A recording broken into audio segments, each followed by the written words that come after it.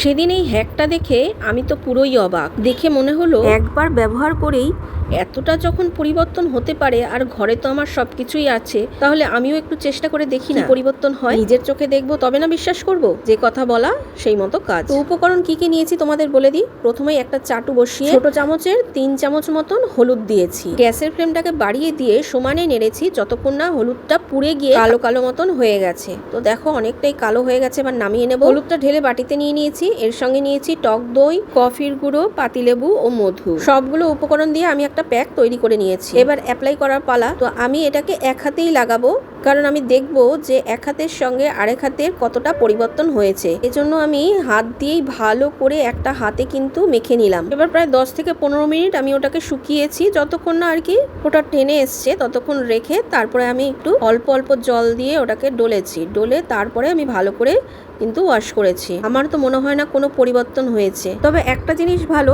ঘরোয়া জিনিস তো এর কোনো সাইড এফেক্ট নেই।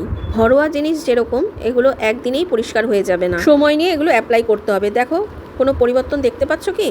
কোনো পরিবর্তন নেই। একটা ধোয়ার পরেই যদি এত সাদা হয়ে যেত, মানুষ তাহলে এগুলোই ব্যবহার করতো। এই ফেক জিনিসগুলো যে কেন দেখায় আমি বুঝি না। সব যে ফেক হয় তাও বলছি না, কিছু কিছু হ্যাক আবার কার্যকরীও হয়।